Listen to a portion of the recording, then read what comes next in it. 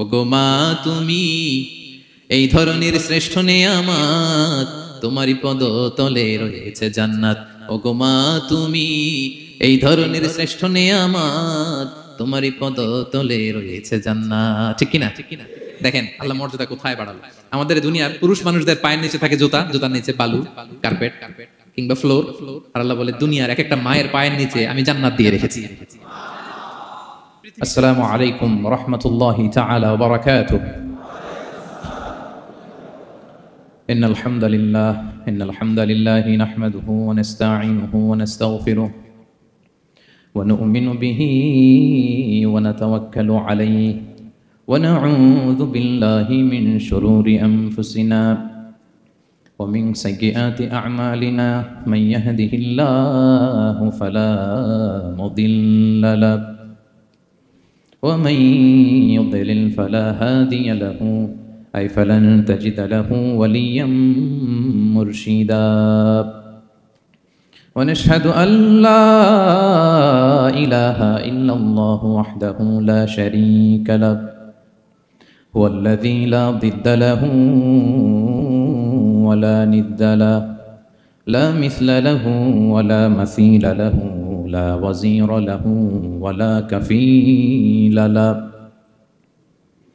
لا شبه له ولا شبيه له لا ولد له ولا والد له وهو الواحد الفرد الصمد لم يلد ولم يولد ولم يكن له كفوا أحد ونشهد أن سيدنا ونبينا وحبيبنا وبشيرنا ونذيرنا وطبيبنا وطبيب قلوبنا وحبيبنا وحبيب ربنا محمدا عبد الله ورسوله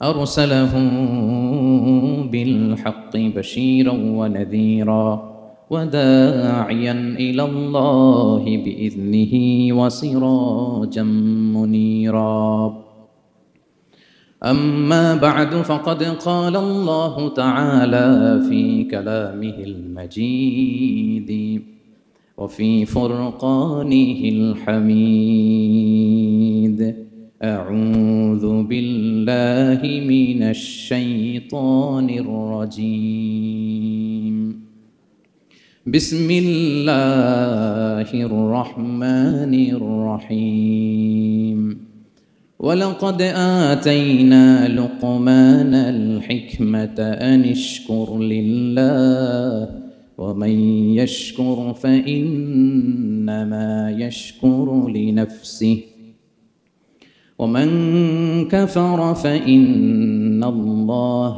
غني حميد إن الله وملائكته يصلون على النبي يا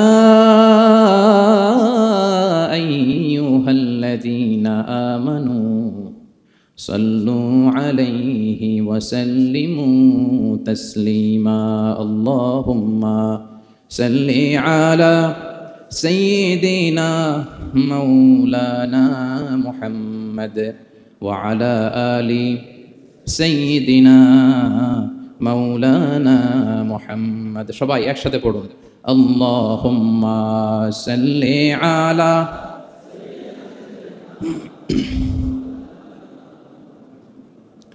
وعلى آل سيدنا مولانا محمد মুনামার কাদেরে দিল আমার কাদেরে যেতে সোনার মদিনায় পড়েন সবাই মুনামার কাদেরে দিল আমার কাদেরে যেতে সোনার মদিনায় ওই মদিনার পথের ধুলি ওই মদিনার পথের ধুলি জুড়াই মনো বেদনা আল্লাহুম্মা সাল্লি আলা সাইয়্যিদিনা মাওলানা মুহাম্মদ ওয়া আলা আলি সাইয়্যিদিনা মাওলানা মুহাম্মদ। কত ব্যথা কত জ্বালা সয়েছ যে তুমি, তোমারি খুনে লাল তায়েফের ভূমি। ফেরেশতা এসে চায় ধ্বংসের হুকুম, লৌহ মাখা মুহাম্মদ প্রাণেতে হাসরাত। হে আল্লাহ দয়া করো এ তায়েফবাসী, ওরা চিনেনি তো আমি যে মুহাম্মদ, হৃদয়ে মুহাম্মদ। আল্লাহুম্মা সাল্লি আলা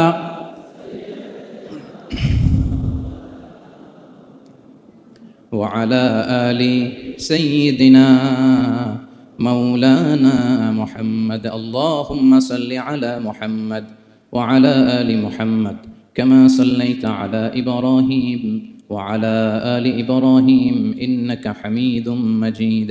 اللهم بارك على محمد وعلى آل محمد كما باركت على إبراهيم وعلى آل إبراهيم إنك حميد مجيد. সকল প্রশংসার মালিককে, সকল ক্ষমতার উৎসকে। কেউ যেটা পারে না পারে কে? কেউ যেটা দেখে না দেখে কে? কেউ যেটা শোনে না শোনে কে?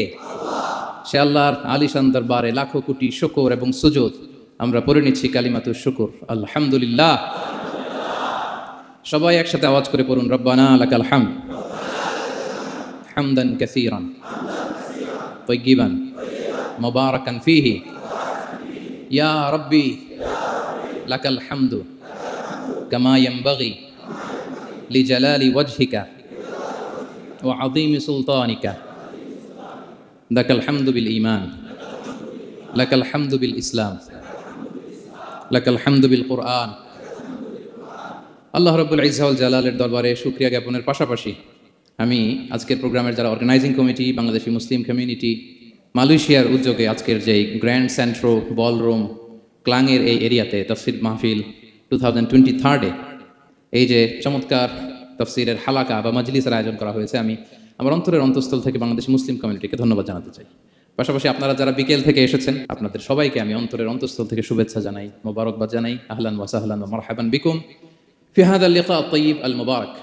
এই বলরুমের যারা অথরিটি আছেন তাদেরকে শুকরিয়া জানাই, মিডিয়া কর্মীর ভাইদের শুকরিয়া জানাই, আজকের প্রোগ্রামের অ্যাঙ্কর, সংবাদকর্মী ভাইয়েরা, ভলান্টিয়ার্স ভাইয়েরা, সবাইকে অন্তরের অন্তঃস্থল থেকে শুকরিয়া জানিয়ে মহাবিশ্বয় মহাগ্রন্থ আল কুরআন আল কারীম থেকে আমরা তাফসীর শুনবো। আমরা সবাই পড়ি ইনশাআল্লাহ। আপনারা সবাই সুস্থ আছেন তো?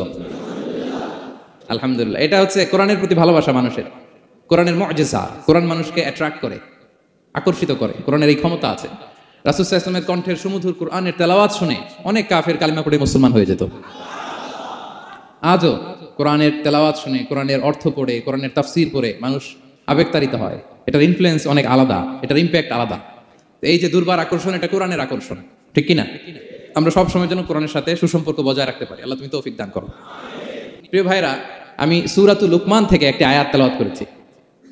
সূরাতুল লুকমানের দ্বিতীয় রুকুর তাফসীর আজকে আমরা শুনবো। কততম রুকুর? এটা কোরআনের 31 নম্বর সূরা। এটা মাক্কি সূরা। সূরাতুল লুকমান কি সূরা? মাক্কি সূরা।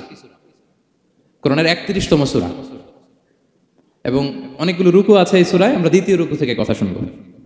বেসিক্যালি এই দ্বিতীয় রুকুতে সাইয়েদনা লুকমান আলাইহিস সালাম ওনার ছেলেকে কিছু অ্যাডভাইস করেছিলেন, উপদেশ। বাবা হিসেবে আমরা আমাদের ছেলেমেয়েদের অ্যাডভাইস করি না? হ্যাঁ। তো উনি ওনার সন্তানকে অ্যাডভাইস করেছিলেন। আর এই অ্যাডভাইসগুলো আল্লাহ তাআলার এত ভালো লেগেছে যে আল্লাহ তাআলা কোরআনের মধ্যে সরাসরি তুলে ধরেছেন। তার মানে আল্লাহ তাআলা বুঝাতে চান আমরাও যেন আমাদের সন্তানদেরকে এই অ্যাডভাইসগুলো করি। এবং আপনি অবাক হবেন, আমরা যখন তাফসীরের ইন ডেপথ তাফসীরে যাব, ভিতরে ঢুকবো, আপনি অবাক হবেন যে 3000 বছর আগের সেই উপদেশমালা কিভাবে মডার্ন টাইমের সাথে এত প্রাসঙ্গিক হতে পারে। আজ থেকে প্রায় 3000 বছর আগের piece of advises, 3000 years back in the history। এত আগের উপদেশ, দেখবেন যে মনে হচ্ছে বর্তমান সময়ের জন্য এই উপদেশগুলো আল্লাহ ধরে ধরে কোরআনে তুলে ধরেছেন।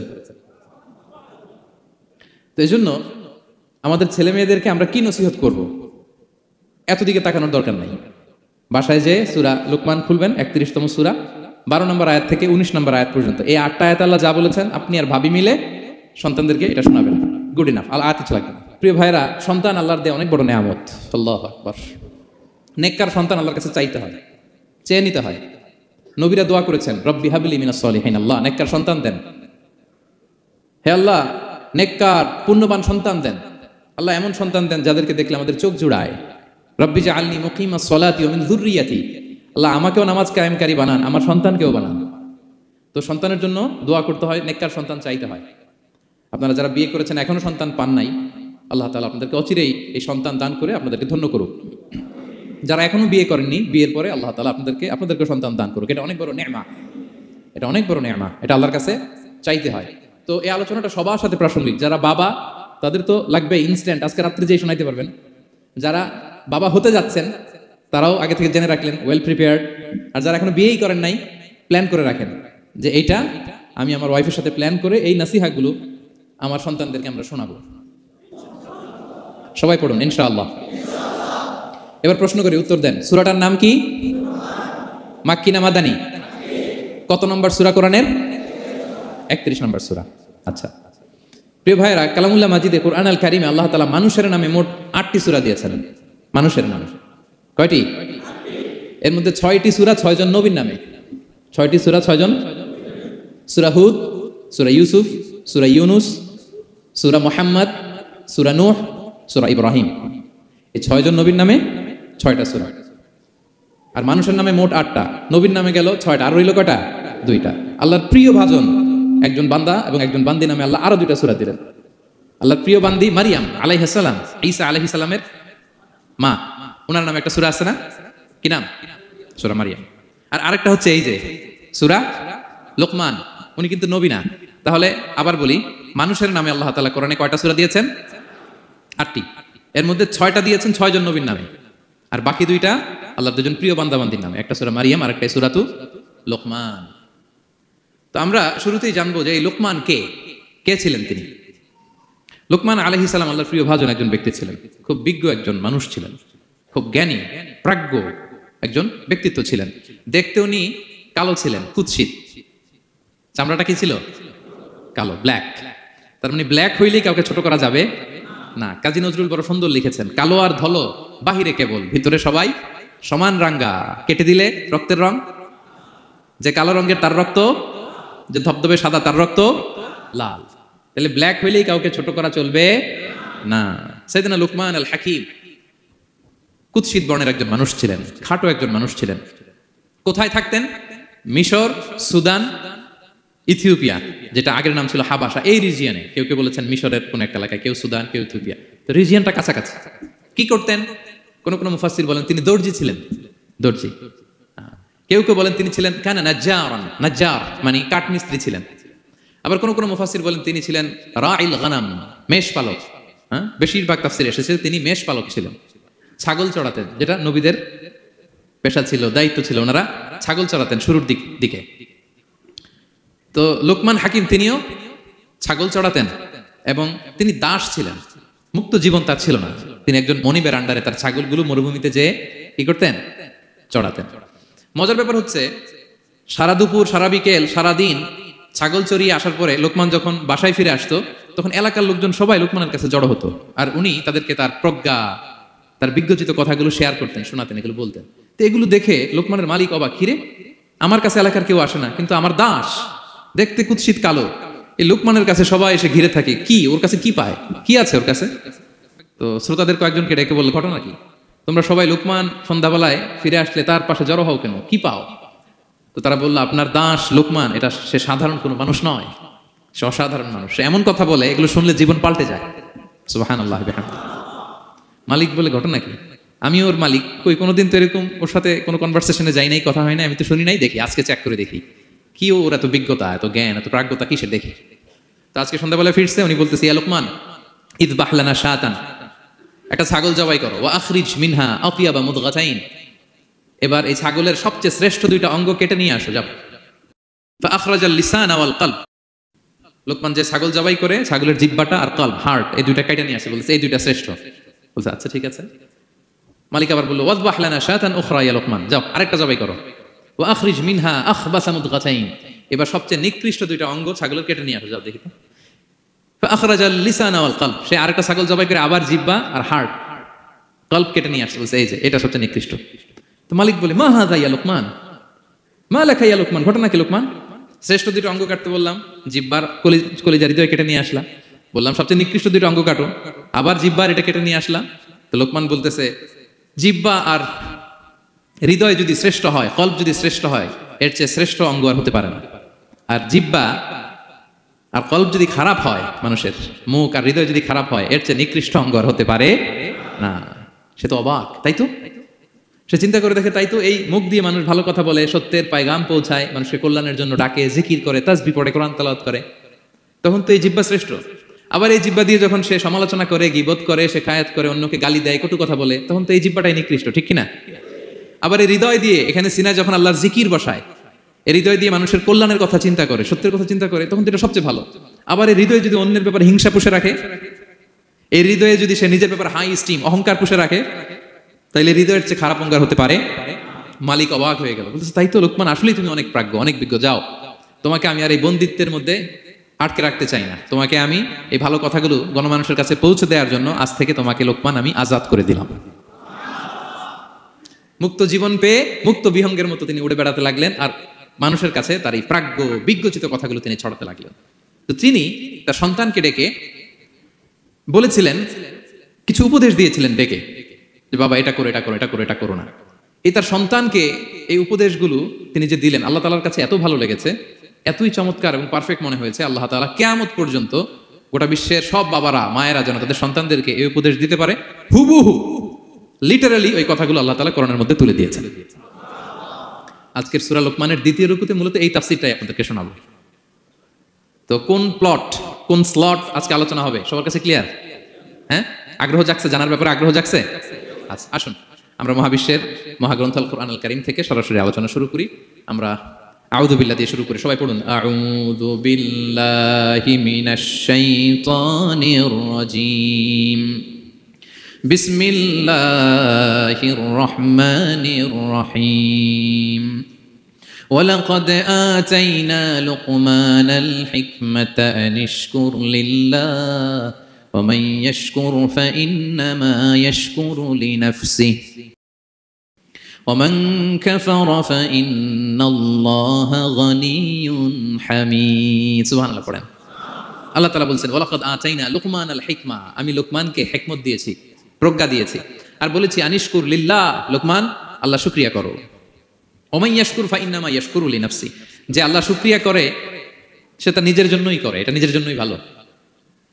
ওমান কাফারা ফাইন্নাল্লাহা গানিয়ুন হামিদ, আর যে শুকরিয়া করে না, নাশুকরি করে, অকৃতজ্ঞ হয়, তাহলে জেনে রেখো আল্লাহ তাআলা তিনি গানি, অমুখাপেক্ষী, তিনি হামিদ, সদা প্রশংসিত।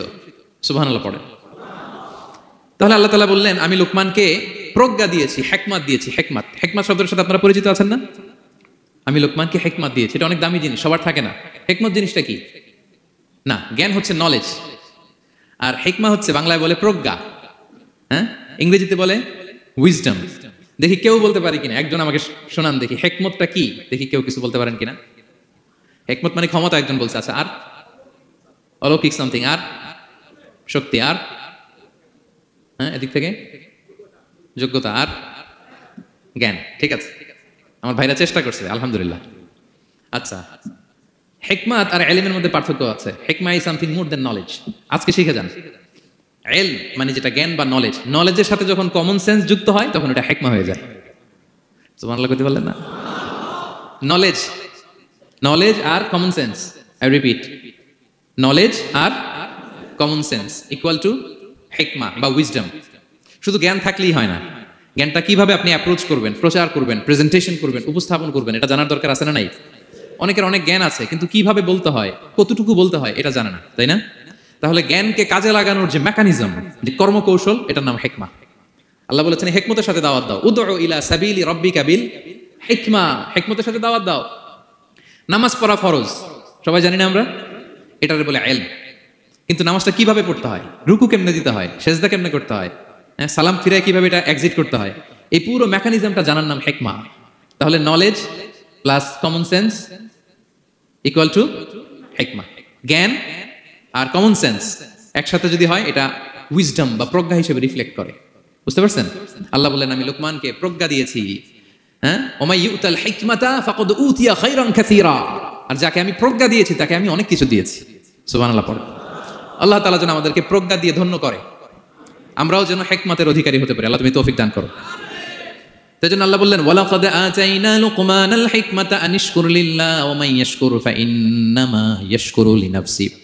আমি লোকমানকে হিকমা দিয়েছি মানে প্রজ্ঞা দিয়েছি, আর বলেছি আমি আল্লাহর শুকরিয়া করো। যে শুকরিয়া করে সে তার নিজের জন্যই করে, যে কুফরি করে অকৃতজ্ঞ হয়। জেনে রেখো আমি আল্লাহ গানিয়ুন হামিদ, আমি গানি অমুখাপেক্ষী, হামিদ সব প্রশংসিত।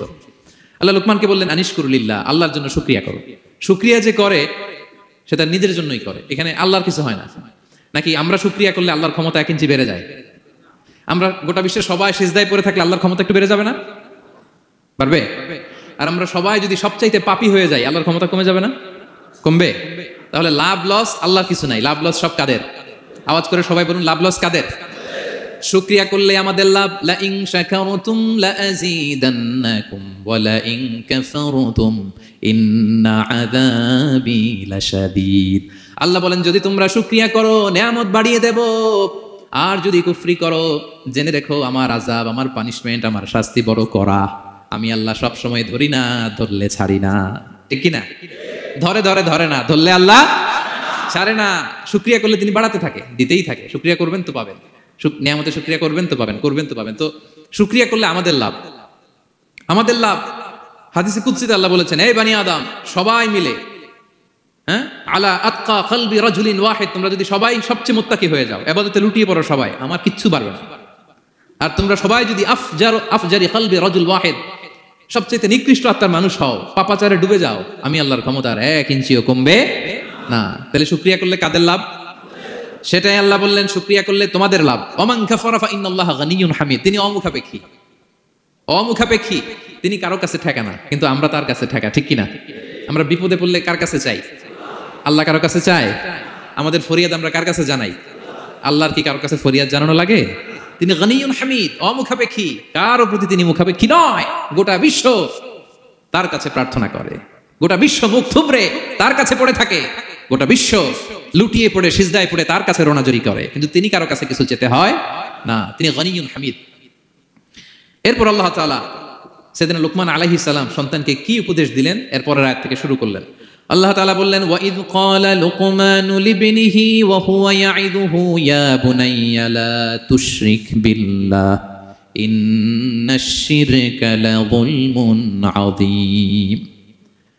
আল্লাহ বললেন স্মরণ করুন সে সময়ের কথা যখন লোকমান তার সন্তানকে বলেছিল, কি অবস্থায়? ওয়া হুয়া ইয়াইদুহু, ওয়াজ করতেছিল, ছেলেকে নাসিহাত করতেছিল, কাউন্সেলিং করতেছিল। ফ্যামিলিতে এটা খুব জরুরি, নাসিহা করা, একে অপরকে উপদেশ দেয়া। কারণ আদ-দীনু আন-নাসিহা, দিন মানেই কল্যাণ কামনা করা, দিন মানেই অন্যকে কি দেয়া? উপদেশ দেয়া, নাসিহা দেয়া। এটা যেন আমরা দেই। এজন্য ফ্যামিলি কাউন্সেলিংটা জরুরি। নিজেই হুট করে সব সিদ্ধান্ত নেবেন না, আপনার স্ত্রীর সাথে পরামর্শ করুন, আপনার সন্তানদের সাথে পরামর্শ করুন। দেখেন সাইয়েদনা ইব্রাহিম আলাইহিস সালাম তিনি স্বপ্নে দেখলেন তিনি ইসমাইলকে জবাই করতেছে। এটা দেখেই ডিরেক্টলি জবাই করতে উদ্যত হলেন না, তিনি ছেলেকে বললেন ফানজুর মাযা তারা ইন্নী রাআইতু ফিল মানামি আন্নী আযবাহুক। ইসমাইল, আমি স্বপ্নে দেখেছি যে আমি তোমাকে কি করছি? জবাই করছি। ফানজুর মাযা তারা, what's your opinion about it, what do you think about it? এবার বলো তোমার অপিনিয়ন কি, তুমি কি ভাবছো? আমি দেখেছি তোমাকে জবাই করছি, তোমার অপিনিয়ন বলো। দেখেন যেমন বাবা তেমন ছেলে, বাপ কা বেটা সিপাহী কা ঘোড়া কুছ না হতো থোড়া থোড়া, সুবহানাল্লাহি বিহামদি। যেমন বাবা তেমন ছেলে। ছেলে বলে ইয়া আবাতি ফাআল মা তুমার, বাবা আপনি যা দেখেছেন তাই করেন। সাতাজিদুনি ইনশাআল্লাহু মিনাস সাবিরিন, আপনি অচিরে আমাকে ধৈর্যশীলদের অন্তর্ভুক্ত পাবেন। আল্লাহু আকবার। বাবা আপনি ভয় পাবেন না, বিচলিত হবেন না, আমার কারণে আপনি আল্লাহর কাছে লজ্জিত হবেন না। আপনি যেমনটি দেখেছেন তেমনটি করুন, ভয় পাবেন না, অচিরেই আপনি আমাকে ধৈর্যশীলদের অন্তর্ভুক্ত পাবেন। যেমন বাবা তেমন ছেলে, ঠিক তেমন রেসপন্স, ঠিক তেমন উত্তর। সাথে সাথে বললেন বাবা আপনি ভয় পাবেন না, করুন। তো দেখেন আল্লাহর নবী ইব্রাহিম আলাইহিস সালাম স্বপ্নে যেটা দেখেছেন আল্লাহর পক্ষ থেকে এসেছে। চাইলেই তো ছুরি চালাতে পারতেন, চালিয়েছেন? কি করছেন? পরামর্শ করেছেন, কাউন্সেলিং করেছেন। ফ্যামিলি কাউন্সেলিংটা খুবই জরুরি। This is the first and foremost reminder tonight. আজকের তাফসীর থেকে প্রথম রিমাইন্ডার এটা যে বাসায় আমরা কাউন্সেলিং করব, বড় কোনো সিদ্ধান্ত নিতে গেলে পরামর্শ করব, যেমনটি নবী আলাইহিস সালাম ওনারা করেছেন। ঠিক কি না? তাহলে সাইয়েদনা লুকমান আলাইহিস সালাম ছেলেকে উপদেশ দিচ্ছেন, আর উপদেশের ভাষা হতে হবে কোমল। দেখেন এখানে আল্লাহ তাআলা যেটা ব্যবহার করেছেন, ইয়া বুনাইয়া, যারা আরবি জানেন, বুনাইয়া শব্দটা কিন্তু সাধারণ শব্দ না। হ্যাঁ, ইবনুন থেকে বুনাই, মানে খুব আদর করে ছোট্ট বাচ্চাকে আমরা যেটা ডাকি, ও আমার কলিজার টুকরা সন্তান, ও আমার সোনামণি, হ্যাঁ, ও আমার ছোট্টমণি, ও আমার বাজান, হ্যাঁ, ও আমার আব্বু। আর কি বলেন ছেলেমেয়েদেরকে আপনি? সায়া। কি এটার মানে কি? হ্যাঁ, ইংরেজিতে বললে ডার্লিং। ঠিক আছে, ডার্লিং কিন্তু সবাইরে বলা যায়, মানে যাকে আপনি লাভ করেন, ভালোবাসেন, আপনার ছেলেকে ডার্লিং বলতে পারেন, মেয়েকে বলতে পারেন, আপনার ওয়াইফকে বলতে পারেন, অন্য আবার অন্যান্য নারীদেরকে বলা যাবে না, স্ত্রী পর্যন্ত, হ্যাঁ, কাছের যারা এদেরকে। তো মালয়েশিয়ান ভাষা তো আমি জানি না, মালয়েশিয়াতে যেটা বলে ওইটা দিয়ে ডাকবেন, খুব সোহাগ দিয়ে, আদর দিয়ে, কারণ নাসিহাতের ভাষা খুব কোমল হতে হয়। যে নাসিহাত হৃদয় নিংড়ানো মমতা দিয়ে বেরোয়, ওই নাসিহাত অন্যের হৃদয়ে যে টাচ করে। কথা বুঝতে পেরেছেন? যেটা হৃদয় নিংড়ানো ভালোবাসা থেকে বেরোয় নাসিহাত, সেটা আপনার ছেলের হৃদয়ে যে টাচ করবে, ক্লিক করবে। আর যদি রেগে মেগে আগুন হয়ে ওরে ধরেন, নামাজ পড়লি না কেন, এটা করলি কেন, এমনটা হইলো কেন, ও শুনবে? শুনবে না, বিগড়ে যাবে। দেখেন সাইয়েদনা মূসা আলাইহিস সালাম এবং সাইয়েদনা হারুন আলাইহিস সালাম দুজন মিলে যখন ফেরাউনকে দাওয়াত দিতে যাবেন, আল্লাহ বললেন, মূসা তোমার মেজাজ কিন্তু গরম, এই গরম মেজাজ নিয়ে ফেরাউনের দাওয়াত দিলে হবে? রব্বুল আলামিন বললেন, মূসা তোমার মেজাজ বড্ড গরম, কিন্তু তোমার জিহ্বাটা দিয়েছি আমি নরম। এই নরম জিহ্বা দিয়ে ফেরাউনের দরবারে যে যখন দাঁড়াবা, ফাকুলা লাহু কাওলান লাইয়িনান লাআল্লাহু ইয়াতাযাক্কারু আও ইয়াখশা। সুবহানাল্লাহ পড়েন। ফাকুলা লাহু কাওলান লাইয়িনা, সফট ল্যাঙ্গুয়েজ ইউজ করবা, কোমল ভাষায় দাওয়াত দিবা, নরম ভাষায় সফট করে, কোমল করে, ভদ্র করে ফেরাউনের কাছে প্রেজেন্টেশন দিবা। হতে পারে তোমার এই সুন্দর প্রেজেন্টেশনের কারণে ফেরাউন দাওয়াত কবুল করে নিতে পারে। দেখেন আমাদের যে অ্যাপ্রোচে ভুল অনেক দায়ীদের, ফেরাউনের মতো কুখ্যাত সন্ত্রাসী এই পৃথিবী আর দেখবে? কথা বলেন না কেন? ফেরাউনের চাইতে বড় গডফাদার, ফেরাউনের চাইতে বড় সন্ত্রাস ডাকাত এই পৃথিবীতে আর দ্বিতীয়টা কেউ এসেছে? তো এই ফেরাউনকে দাওয়াত দেওয়ার জন্য আল্লাহ মুসাকে বললেন, মুসা সফটলি বইলো, কোমল ভাষায় বইলো, একটু মোলায়েম সুরে বইলো, যাতে ওর হৃদয়ে টাচ করে। আর আমরা যাদেরকে খারাপ মনে করি, যাদেরকে আমরা পাপী মনে করি, তারা কি ফেরাউনের চেয়েও খারাপ? হ্যাঁ, তো তাদের কাছে আমরা যখন বার্তা পৌঁছাই, আমরা তো অ্যাগ্রেসিভ হই কেন? আমরা তো অ্যাটাকিং হই কেন? আমরা হিট করে করে কথা বলি কেন? না, দিস ইজ নট দ্য দাওয়া অ্যাপ্রোচ। এইভাবে দাওয়াত দিলে সেই দাওয়াত কোনো ফল বয়ে আনবে না। তো দেখেন আল্লাহ বললেন, ওয়াইদ ক্বালা লুকমানু লিবনিহি ওয়া হুয়া ইয়াইদু, স্মরণ করুন সে সময়ের কথা যখন লোকমান তার ছেলেকে বলেছিল, ওয়াজ করে, উপদেশ দিয়ে, নাসিহা করে, ইয়া বুনাইয়া, ও আমার কলিজার টুকরা সন্তান, ও আমার সোনামণি। যত কোমল ভাষায় আপনার ছেলেকে ডাকতে পারেন, এরকম আদর দিয়ে, সোহাগ দিয়ে, হ্যাঁ, মায়া মমতা মাখা মোলায়েম কণ্ঠে ওকে ডাকবেন। ডেকে কি উপদেশ দিলেন দেখেন। সাইয়েদনা লোকমান প্রথম উপদেশ দিলেন, ইয়া বুনাইয়া, আমার সন্তান, লা তুশরিক বিল্লাহ, ও আমার কলিজার টুকরা বাবা, আল্লাহর সাথে তুমি শিরক করো না। প্রথম উপদেশ, খবরদার আমার কলিজার টুকরা সন্তান, আল্লাহর সাথে শরিক করতে যেও না, আল্লাহর সমকক্ষ কাউকে মনে করো না। আল্লাহকে যেমনি বড় মনে করো, আল্লাহকে যেমনি রিজিক দাতা মনে করো, আল্লাহকে যেমনি পালন কর্তা মনে করো, গোটা বিশ্বের কোন সৃষ্টিকে এমন মনে করো না। লা তুশরিক বিল্লাহ, শিরক করো না। প্রথম অ্যাডভাইস দেখেন, প্রথম অ্যাডভাইসটা অনেক গুরুত্বপূর্ণ, সবচেয়ে জরুরিটা আগে বলতে হয়। কি বলেন? আগে বলতেছে লা তুশরিক বিল্লাহ, ও আমার সন্তান, আল্লাহর সাথে শরীক করো না, কারণ ইন্না শিরকা লা যুলমুন আযীম, আল্লাহর সাথে শিরক বড় পাপ, এটা হচ্ছে যুলমুন আযীম, অনেক বড় জুলুম, এটা মহাপাপ, এটা অনেক বড় জুলুম। শিরকের চাইতে বড় জুলুম আর হতে পারে? শিরকের চাইতে বড় জুলুম আর হতে পারে? কারণ এই জুলুম আপনি সৃষ্টি হয়ে করতেছেন কার প্রতি? বুঝে থাকলে উত্তর দেন। এই জুলুম আপনি সৃষ্টি হয়ে কার প্রতি করতেছেন? আল্লাহর প্রতি। জুলুম কারে বলে দেখি, কে বলতে পারে? অত্যাচার আর মানুষের হক নষ্ট করা, মাশাআল্লাহ অনেক চমৎকার, এটা জুলুম। তার মানে অধিকার নষ্ট করা, কি বলেন? অধিকার হরণ করা, এটা হচ্ছে জুলুম। ইনসাফ বিরোধী কাজ করা, এটা জুলুম। এই যে আল্লাহ তাআলা আমাদের সৃষ্টি করলেন, অস্তিত্বহীনতা থেকে তিনি আমাদের অস্তিত্ব দিলেন, আমাদেরকে রিজিক দিলেন, নেয়ামত দিয়ে আমাদেরকে ধন্য করলেন। তো আল্লাহ তাআলার অধিকার ছিল না যে তাকেই আমি সিজদা দিব? এটা তার অধিকার। এটা কার রাইট? আমরা হিউম্যান রাইটস নিয়ে কথা বলি, অ্যানিমাল রাইটস নিয়ে কথা বলি, উইমেন রাইটস নিয়ে কথা বলি। ইবাদতের অধিকারী তিনি, এটা তার অধিকার। তার জন্য আমরা সিজদায় লুটিয়ে পড়বো। তো এই সিজদা আপনি ওদিকে না দিয়ে যদি মাজারে দেন, আল্লাহর অধিকার নষ্ট করছেন না? কথা বলেন, এটা ইনসাফ হয়েছে? যিনি রিজিক দিল, যিনি সৃষ্টি করলো, যিনি নিয়ামত দিল, তার ইবাদত না করে আপনার মতো আরেকটা সৃষ্টির সামনে আপনি এরকম নমস্ত নমস্ত গান, এটা তার অধিকার হরণ হয়েছে না? এটা ইনসাফ বিরোধী হয়েছে না? এজন্য আল্লাহ বলেছেন ইন্না শিরকালা যুলমুন আযীম। শিরকে সবচেয়ে বড় জুলুম বলার কারণ কি? কারণ আপনি সৃষ্টি হয়ে স্রষ্টার উপর জুলুম করেছেন, এর চেয়ে বড় জুলুম আর হতে পারে। এজন্য সাইয়েদনা লুকমান আলাইহিস সালাম বললেন, ইয়া বুনাইয়া লা তুশরিক বিল্লাহ, ও আমার কলিজার টুকরা সন্তান, খবরদার খবরদার, কশিন কালেও আল্লাহর সাথে শিরক করবে না। কারণ শিরক হলো সবচাইতে বড় জুলুম, সবচেয়ে বড় পাপ, সব পাপের বাপ, এর নাম হচ্ছে শিরক। এর চেয়ে বড় পাপ হতে পারে? পাপের জগতে যদি র্যাঙ্কিং করেন নাম্বার 1, সবাই সবাই নাম্বার 1। আল্লাহ সব মাফ করে দেয়, সব গুনাহ তিনি ক্ষমা করে দেয়, সব পাপকে তিনি চাইলেই মোচন করে দিতে পারেন, শুধুমাত্র কেবলমাত্র শিরকের গুনাহ ছাড়া। ঠিক কি না? ইন্নাল্লাহা লা ইয়াগফিরু আন ইউশরাকা বিহি ওয়া ইয়াগফিরু মা দুনা যালিকা লিমান ইয়াশা। আল্লাহ তাআলা চাইলে সব গুনাহ তোমার ক্ষমা করে দিতে পারেন, কেবলমাত্র শিরকের গুনাহ ছাড়া। এটা ক্ষমা করে না, কারণ এইটা আল্লাহকে অপমান করার শামিল।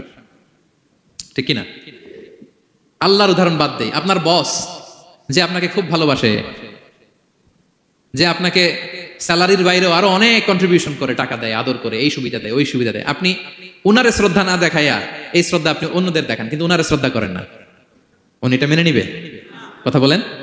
যে আল্লাহ আপনার জীবন দিলেন, রিজিক দিলেন, সব দিলেন, গোটা জগৎটাই তো তা, সব দেওয়ার পরেও সিজদা যে আপনি কোথায় দেন? হ্যাঁ, মাজারে, দরগায়, বাবার কাছে। এরকম আছে না নাই? হ্যাঁ, আমাদের এখানে কেউ নাই। হ্যাঁ, দেশে গেলে এরকম মাজারে যে মানত টানত করেন নাকি? হ্যাঁ, মানত করেন? মাজারে সেজদা দেওয়া যাবে? চাইতে হবে একটা সত্তার কাছে। চিল্লায় বলুন তো তিনি কে?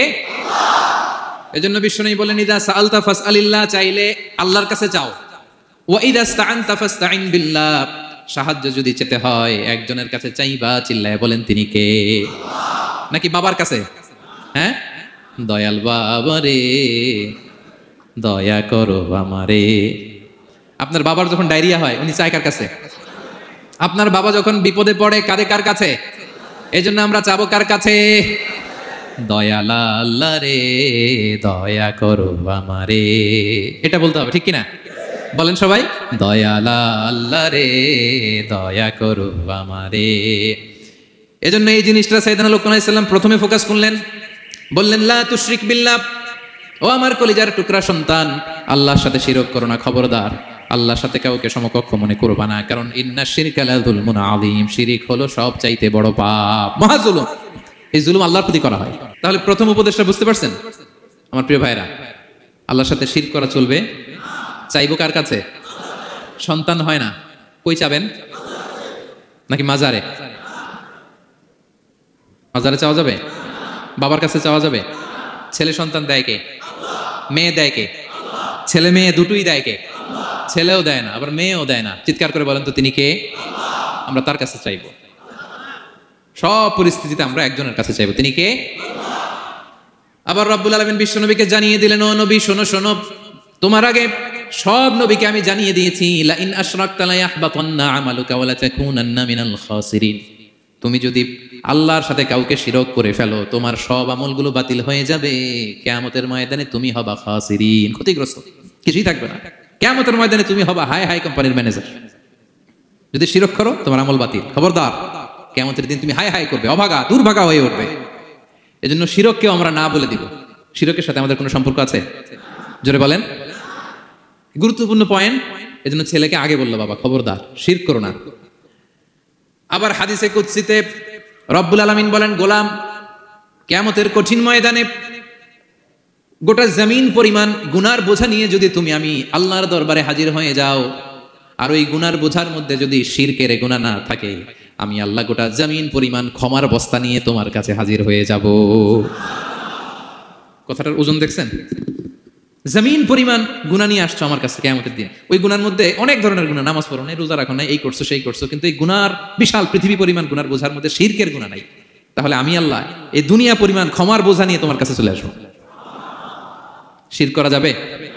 তাহলে প্রথম উপদেশ দিলেন, হে আমার কলিজার টুকরা সন্তান, শিরক করো না, শিরক করো না। আমার ভাইয়েরা, আমার কলিজার টুকরা ক্লাঙের ভাইয়েরা, সন্তানদেরকে এই শিরকের ব্যাপারে, শিরকের ভয়াবহতার ব্যাপারে আপনাকে জানাতে হবে। It's your duty. আপনি শুধু বাবা হইলেই চলবে না, আপনার ছেলে মেয়ে কোন পথে চলবে এটা আপনাকে ঠিক করে দিতে হবে। ওরা এখন ছোট ছোট থেকে যদি এই তাকওয়ার সফটওয়্যারকে ইনস্টল করে দেন, ওই সফটওয়্যার দিয়ে তার জীবন চলবে, ঠিক কিনা? হ্যাঁ, ওরা যখন ছোট থাকে কাদামাটির মতো থাকে।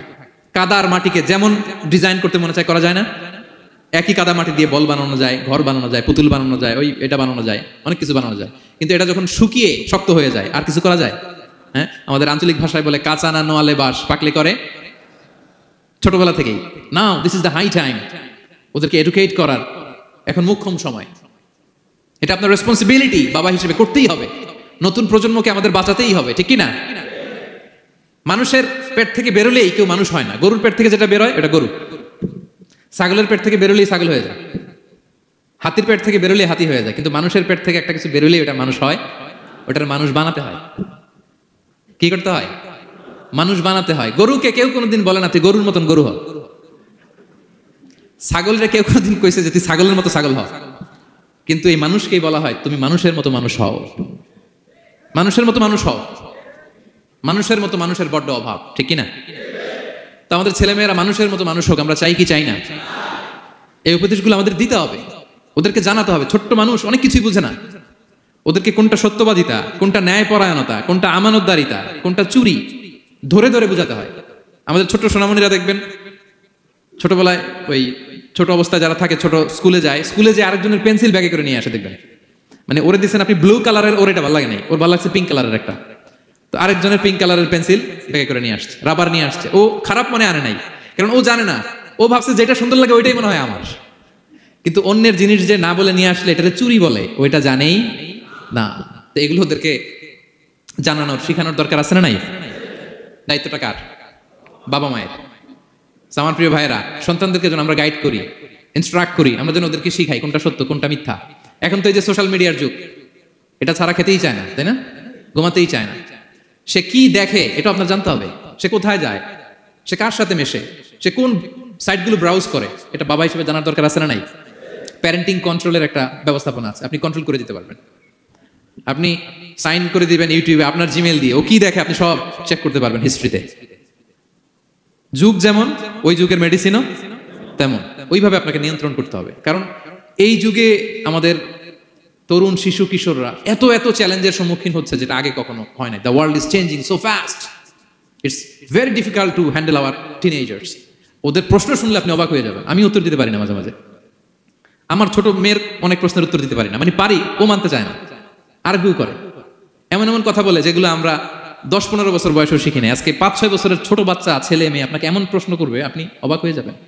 এই জন্য ছোটবেলা থেকেই ওদের মন মস্তিষ্কের ভেতরে এই ইসলামের শিক্ষাটা ঢুকাই দিতে হবে আমার ভাইয়েরা। ইসলাম সেটাই চায়। যে এই মাত্র জন্মগ্রহণ করছে যে বাচ্চাটা, নবজাতক, নিউ বর্ন বেবি, ওর আমল নামা শুরু হয়েছে? সবাই বলেন, এই মাত্র ভূমিষ্ঠ একটা বাচ্চার আমল নামা শুরু হয়েছে। তারপরে ইসলাম বলে ওর কানের সামনে আল্লাহু আকবার, আল্লাহু আকবার বলে আল্লাহর নামটা ঢুকিয়ে দাও। এখনো আমল নামা শুরু হয় নাই, এখনো ভালো খারাপের কিছুই হয় নাই, তারপরও আল্লাহ বলে দুনিয়াতে আসার সাথে সাথে আজান দিয়ে ইসলামের কথাটা কানের ভেতরে ঢুকায়া দাও। আমাদের দায়িত্ব হচ্ছে ওদেরকে এডুকেট করা। 1 নাম্বার উপদেশ তিনি দিলেন, লা তুশরিক বিল্লাহ, শিরক করো না, শিরক মহাপাপ। এই পয়েন্টটা বুঝতে পারছেন সবাই? উনি বেসিক্যালি ওনার সন্তানকে 9টা উপদেশ দিয়েছিলেন। কয়টা? সবাই বলুন, 9টা। এরপর আল্লাহ তাআলা আরেকটা এক্সট্রা উপদেশ দিয়ে দিয়েছেন, 9 আর 1 মিলে তিলকা আশারাতুন কামিলা, একেবারে ফাইনাল, 10টা হয়ে গেছে, পরিপূর্ণ। তো শিরকের ব্যাপারে সতর্ক করার সাথে সাথে আল্লাহ তাআলা নিজ থেকে একটা উপদেশ দিলেন। আল্লাহ তাআলা কি বললেন? রব্বুল আলামিন বললেন, ওয়াসাইনাল ইনসানা বিওয়ালিদাইহি হামালাতহু উম্মুহু ওয়াহানান আলা ওয়াহান ওয়া ফিসালুহু ফি আমাইনি আনিশকুর লি ওয়া লিওয়ালিদাইকা ইলাইয়াল মাসির। সুবহানাল্লাহ পড়ো। আল্লাহ বললেন, ওয়াসাইনাল ইনসানা বিওয়ালিদাইহি, শিরকের কথা যখন লোকমান সন্তানকে জানালো, এবার আমি আল্লাহ পৃথিবীর মানুষগুলোরে জানিয়ে দিলাম, খবরদার খবরদার, মা বাবার সাথে কখনো খারাপ আচরণ করো না। ওয়াসাইনাল ইনসান, মানুষকে আমি ওসিয়ত করলাম, রেকমেন্ড করলাম, ভার্ডিক্ট জারি করে দিলাম, বিওয়ালিদাই, মা বাবার ব্যাপারে তাদের সাথে সদাচরণ করবে। মা বাবার সাথে খারাপ আচরণ করা যাবে। জান্নাতে একটা দরজা আছে, নাম আল আব, বাবা, আর একটা আল উম, মা। যারা বাবা মার সাথে ভালো আচরণ করছে তারা ওইটা দিয়ে ঢুকবে। সুবহানাল্লাহ পড়ে। এক লোক বললেন, ইয়া রাসূলুল্লাহ, আমার মাকে কাঁধে করে কাবার চারদিকে ঘুরিয়েছি, তাওয়াফ করিয়েছি, প্রচন্ড রোদের মধ্যে আমার মাকে কাঁধে করে কাবার চারদিকে লাব্বাইক লাব্বাইক বলে অনেকবার ঘুরিয়েছি। ইয়া রাসূলুল্লাহ, আপনি আমাকে বলে দেন, ছোটবেলা যখন আমি আমার মায়ের বুকের দুধ খেয়েছি ওই দুধের শোধটুকু আদায় হয়েছে কিনা। বিশ্বনবী বললেন, কি প্রশ্ন করলা তুমি? লাউ কাতাতা জিলদাক, তুমি যদি তোমার গায়ের চামড়া কেটে জুতা বানিয়ে দাও, চামড়াটা কেটে শুকিয়ে যদি জুতা বানিয়ে তোমার মায়ের পায়ের নিচে দিয়ে দাও, ছোটবেলায় মায়ের বুকের যে দুধ খেয়েছো, একটা দুধের এক ঢোক দুধ খাওয়ার শোধ আদায় হবে না। এক ঢোক যে দুধ খাইছো ওইটারই শোধ আদায় হবে। খবরদার, খবরদার, বাবা মার ব্যাপারে সাবধান। বিশেষ করে মায়ের সাথে, দুজনের কথাই আল্লাহ প্রথমে বললেন, এরপরে বললেন বিশেষ করে মায়ের সাথে, কারণ হামালাতহু উম্মুহু, বাবা তোমারে পেটে ধরে নাই, পেটে ধরেছে কে? ওয়াহানান আলা ওয়াহান, 10 মাস 10 দিন বোঝার পরের বোঝা, যন্ত্রণার পরে যন্ত্রণা বাবা সহ্য করে নাই, করেছে কে? এত বড় একটা পেট হয়ে গেছিল, জানেন তো? হ্যাঁ, আল্লাহ। এই পেটটা নিয়ে বারবার কিচেনে যাওয়া লাগছে, এটা নিয়ে টয়লেট করে, এটা নিয়ে গোসল করে, ঘুমাতে পারে না, শুইলে উঠতে পারে না, উঠলে বসতে পারে না। একদিন 2 দিন, 1 সপ্তাহ 2 সপ্তাহ, 10 মাস 10 দিন আমার মাকে এই কষ্ট দিয়েছি। মায়ের কলিজার মাঝখানে লাথি মেরে দুনিয়াতে এসেছে। এরপর আল্লাহ বললেন ওয়া ফিসালুহু ফি আমাইন, এখানেই শেষ নয়, দুধ ছাড়াতে লেগেছে 2 বছর। কয় বছর? ওগো মা তুমি এই ধরনের শ্রেষ্ঠ নেয়ামত, তোমারই পদতলে রয়েছে জান্নাত। ওগো মা তুমি এই ধরনের শ্রেষ্ঠ নেয়ামত, তোমারই পদতলে রয়েছে জান্নাত। ঠিক কি না? দেখেন আল্লাহ মর্যাদা কোথায় বাড়ালো। আমাদের দুনিয়ার পুরুষ মানুষদের পায়ের নিচে থাকে জুতা, জুতার নিচে বালু, কার্পেট কিংবা ফ্লোর। আর আল্লাহ বলে দুনিয়ার এক একটা মায়ের পায়ের নিচে আমি জান্নাত দিয়ে রেখেছি। এই পৃথিবীটারে 100 বার বিক্রি করলে জান্নাতের একটা চেয়ারের দাম হবে? বুঝে শুনে উত্তর দিবেন। এই পৃথিবীটাকে, পৃথিবীর যে সম্পদ, এটা এস্টিমেশন করে, হ্যাঁ, 1000 বার বিক্রি করলে যে দামটা হবে, ওই দাম দিয়ে জান্নাতের একটা চেয়ারের দাম হবে? এই পৃথিবীতে 10,000 কোটি বার বিক্রি করলে যেই অ্যাসেট হবে, যে অ্যামাউন্ট হবে, ভ্যালিউ হবে, ওই দাম দিয়ে জান্নাতের একটা টেবিলের দাম হবে? আর যেই জান্নাত, পুরো জান্নাতটা মায়ের পায়ের নিচে পড়ে আছে, ওই পা দুইটার দাম কত? সুবহানাল্লাহ পড়বে না? মা বাবার দোয়া অনেক বড় দোয়া। কখনো যেন আমরা বেয়াদবি না করি, কখনো যেন তাদের মনে কষ্ট না দেই, সবসময় যেন তাদের কাছ থেকে দোয়া নেই। পারা যাবে? এটা আল্লাহ তাআলা ঢুকিয়ে দিলেন। তাহলে সাইয়েদনা লোকমান প্রথমে বলল বাবা শিরক করো না। এরপরে রব্বুল আলামিন বললেন শিরকের পরে তোমাদের সবচাইতে বড় দায়িত্ব যে বাবা মা তোমাদের জন্য এত কষ্ট করেছে, তাদের সাথে খারাপ আচরণ করো না। 2টা হয়ে গেল। কয়টা? আওয়াজ করে বলেন কয়টা? 3 নম্বরে সাইয়েদনা লোকমান আলাইহিস সালাম ছেলেকে বললেন ইয়া বুনাইয়া ইন্নাহা ইন তাকু মিসকালা হাববাতিন মিন খারদালিন ফাতাকুম ফি সখরাতিন আও ফিস সামাওয়াতি আও ফিল আরদি ইয়াতি বিহা আল্লাহ ইন্নাল্লাহা লাতীফুন খাবীর। 3 নম্বরে সাইয়েদনা লোকমান বললেন বাবা সরিষার দানা পরিমাণ কোনো ভালো কাজ যদি তুমি করো কিংবা খারাপ কাজ যদি তুমি করো, সেটা যদি মাউন্ট এভারেস্টের উপরে উঠে করো কোনো খারাপ কাজ, আও ফিস সামাওয়াতি মহাশূন্যে যেয়ে যদি করো, আও ফিল আরদে জমিনের অতল গহ্বরে কোনো সুড়ঙ্গ বানিয়ে সেখানেও যে যদি কোনো পাপ করো, ইয়াতি বিহাল্লাহ সেটাও আল্লাহ নিয়ে আসবে। কোনো পাপ বা কোনো ভালো কাজ আকাশে উঠে, পাহাড়ে উঠে কিংবা সুড়ঙ্গ করে জমিনের ভিতরে ঢুকেও যদি করো, কিয়ামতের দিন আমলনামায় সেটা দেখতে পাবে। সুবহানাল্লাহ পড়বেন না? কারণ ইন্নাল্লাহা লাতীফুন খাবীর, তিনি হলেন লাতীফ সূক্ষ্মদর্শী। যত ছোট কাজই করো না কেন তার চোখে ফাঁকি দেওয়া যায়। তার মানে 3 নাম্বার উপদেশে সাইয়েদনা লোকমান তার ছেলেকে আল্লাহর শক্তি, আল্লাহর ক্ষমতার ব্যাপারে একটা ধারণা দিচ্ছেন। নিজের ছেলেকে তার রবকে চিনাইতে হবে। আমাদের রবকে আমাদের চিনার দরকার আছে না নাই? ছেলেকে বোঝাবেন বাবা ওই যে তুমি মসজিদে আমার সাথে যে সেজদা দাও, কারে দাও জানো? তিনি কত বড়, তিনি কত বিশাল ক্ষমতার অধিকারী। তুমি সামান্য কোনো ভালো কাজ কিংবা খারাপ কাজ এটা যদি মহাশূন্যে উঠেও করো, পাহাড়ের চূড়ায় গিয়েও যদি করো, জমিনকে ফেড়ে সুরঙ্গের ভেতরে ঢুকেও যদি করো, তার চোখকে কঠিন কালেও ফাঁকি দেওয়া যাবে। তার মানে 3 নম্বরে আল্লাহর ধারণার ব্যাপারে, শক্তির ব্যাপারে, ক্ষমতার ব্যাপারে, আল্লাহ তাআলার অথরিটির ব্যাপারে, ক্যাপাসিটির ব্যাপারে একটা স্বচ্ছ ধারণা দিয়ে দিল। তুমি জানো নাকি কোন রবের ইবাদত তুমি করো? গোটা দুনিয়ার সবার চোখকে ফাঁকি দেয়া গেল, আল্লাহর চোখকে কঠিন কালেও ফাঁকি দেয়া যায় না। ঠিক কি না? এই পৃথিবীতে সবার চোখকে ফাঁকি দেওয়া যায় কি যায় না? পুলিশের চোখ, সিকিউরিটির চোখ, বিমানবন্দরে কাস্টমস অফিসারের যে অফিসার থাকে তাদের চোখ, বিভিন্ন জায়গায় বড় বড় যে সিসি ক্যামেরা থাকে, এগুলো ফাঁকি দেওয়া যায়। ফাঁকি দেওয়া যায় না একজনের চোখ। আওয়াজ করে বলুন তো তিনি কে? ফাঁকি দেওয়া যায়? আচ্ছা বলেন, এই ছোটবেলা থেকেই এই সেন্সেশন, এই অনুভূতি যদি, এই অনুভূতির সফটওয়্যার যদি আপনার ছেলের মাথায় ঢুকায় দেন, এই ছেলে কোনোদিন দুর্নীতি করবে? খাদ্যে ভেজাল দিবে?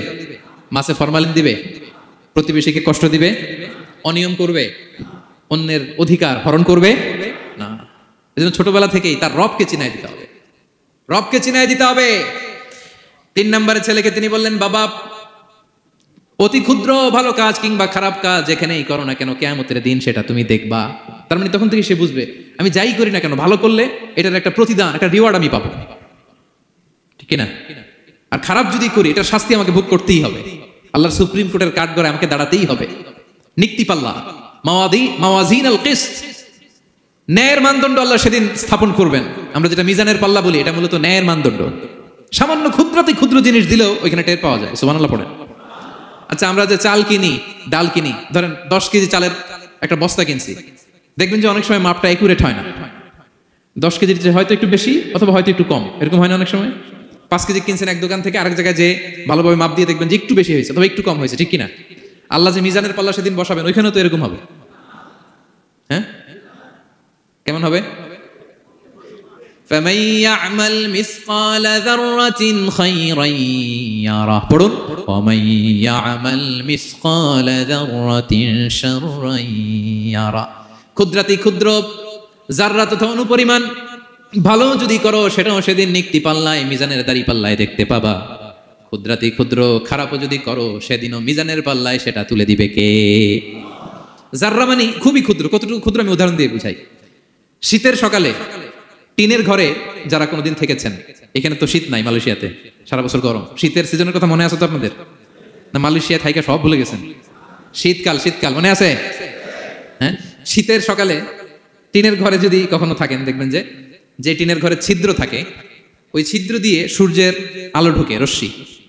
মনে পড়ছে? শীতের সকাল টিনের ছিদ্র দিয়ে দেখবেন চিকন একটা সূর্যের রশ্মি ঢুকছে। ওটার কাছে গেলে দেখা যায় সামান্য ধুলাবালি, কেমন যেন ডাস্ট উড়ে এটার মধ্যে। অন্যদিকে কিন্তু দেখা যায় না, এদিকে নাই, কিন্তু ওই ছিদ্রটার কাছে গেলে দেখা যায় আলো যেদিক থেকে পড়ছে নিচ পর্যন্ত পুরোটার মধ্যে ধুলিকণা। আসলে ধুলিকণা কি শুধু এদিকেই না, পুরা ঘরেই আছে, ওইদিকে আলো পড়ছে ওইটা দেখা যায়। ওই যে ছোট্ট সূর্য রশ্মির মধ্যে কাছে গেলে যে ছোট্ট ছোট্ট ধুলিকণা দেখা যায়, ওইটার নাম হচ্ছে যাররা। যাররা, ফামান ইয়ামাল মিসকালা যাররাতিন খাইরান ইয়ারা। এই ধুলিকণার ডাস্টের যাররা পরিমাণ ভালো করলে সেটাও দেখতে পাবা, আবার যাররা পরিমাণ খারাপ করলে সেদিন কিয়ামতের ময়দানে মিজানের পাল্লায় সেটাও দেখতে পাবা। পড়েন সুবহানাল্লাহ। তার মানে 3 নম্বরে ছেলেকে আল্লাহর শক্তি আর সম্ভাবনা সম্পর্কে সতর্ক করলেন, জানান দিয়ে বললেন, বাবা যেটাই করো না কেন সবার চোখকে ফাঁকি দেওয়া যায় না, একজনের চোখ, তিনি কে? কয়টা গেল উপদেশ? সবাই বলুন তো কয়টা? 3টা। 4 নম্বরে লোকমান আলাইহিস সালাম বললেন, ইয়া বুনাইয়া আকিমিস সালাহ, ও আমার সন্তান, 4 নম্বরে উপদেশ হলো তোমাকে নামাজ কায়েম করতে হবে। নামাজ, সবার আগে নামাজ। কাজকে বলে দাও আমার নামাজ আছে, নামাজকে বলো না কাজ আছে, ঠিক কি না? সালাত কায়েম করো, হো সালাতে কায়েম করো, হবে জান্নাতি তুমি, হবে জান্নাতি তুমি, দিবে কাল হাসরে শীতল ছায়া আরশে আজিম, রব্বিয়াল আলা রব্বিয়াল আযীম, রব্বিয়াল আলা রব্বিয়াল আযীম। সুবহানাল্লাহ পড়ে। 4 নম্বরে আকিমিস সালাহ, ও আমার কলিজার টুকরা সন্তান, নামাজ কায়েম করো। নামাজ কিয়ামতের ময়দানে সর্বপ্রথম যে জিনিসটার হিসেব আল্লাহ চাইবেন, ওটা কি? সবাই বলেন একসাথে, সেটা কি? বিশ্বনবী ইন্তেকালের আগে বললেন, আস-সালাত আস-সালাত ওয়া মা মালাকাত আইমানুকুম, ও আমার উম্মতেরা নামাজ। বিশ্বনবীর রূহ বের হয়ে যাবে, মালাকুল মাউত চলে আসলো, এখনই রূহ মুবারক কবজ করে নিয়ে যাবে। অন্তিম মুহূর্তে গোটা উম্মার জন্য বিশ্বনবী যে মেসেজটা ড্রপ দিয়ে গেলেন, সেটার নাম হলো নামাজ। সালাত আস-সালাত, উম্মতেরা নামাজ নষ্ট করো না, নামাজ নষ্ট করো না। আউয়ালু মা ইউহাসাবু বিহিল আবদু ইয়াউমাল কিয়ামাতি আস-সালাহ। কিয়ামতের ময়দানে সর্বপ্রথম আল্লাহ যে জিনিসটার হিসাব চাইবেন সেটা কি? ফাইন সলুহাত সলুহা সাইরু আমালি, এটা যদি ঠিক হয়ে যায় পুরো আমলনামা ঠিক হয়ে যাবে। ওয়া ইন ফাসাদাত ফাসাদা সাইরু আমালি, নামাজের হিসাব দিতে যেয়ে যদি আপনার গন্ডগোল লেগে যায়, আপনার পুরো আমলনামাটারে গন্ডগোল করে দিবে কে? এজন্য সবার আগে সালাত। ছেলেকে বোঝাবেন, বাবা নামাজ কায়েম করো, তার মানে একা একা পড়ো না, জামাতে পড়ো। নামাজ পড়া আর কায়েম করায় পার্থক্য আছে। একা একা পড়া যায়, কিন্তু একা একা কায়েম করা যায়? বলেন। তার মানে বাবা, একা একা নামাজ পড়ো না, জামাতে পড়ো। বিকেল বেলায় তোমার বন্ধুকে নিয়ে খেলার মাঠে যখন ক্রিকেট খেলতে খেলতে মাগরিবের সময় হয়ে যায়, একা একাই মসজিদে যাবা না, তোমার বন্ধুরেও নিয়ে যাবা। একা একা জান্নাতে গেলে মজা আছে? সবাই মিলে একসাথে গেলে কেমন হয়? হ্যাঁ, সবাই মিলে একসাথে জান্নাতে যাওয়া লাগবে না? তার মানে ছেলেরে বুঝালেন, বাবা একা একা নয়, সবাইকে নিয়ে নামাজ পড়ো বাপ, জামাতে পড়ো বাপ, গোটা সমাজটারে মুসল্লি সমাজ বানাবা। এটার নাম হচ্ছে ইকামাতুস সালাহ। ছেলেকে বললেন আকিমিস সালাহ, ও আমার কলিজার টুকরা বাজান, নামাজ কায়েম করো।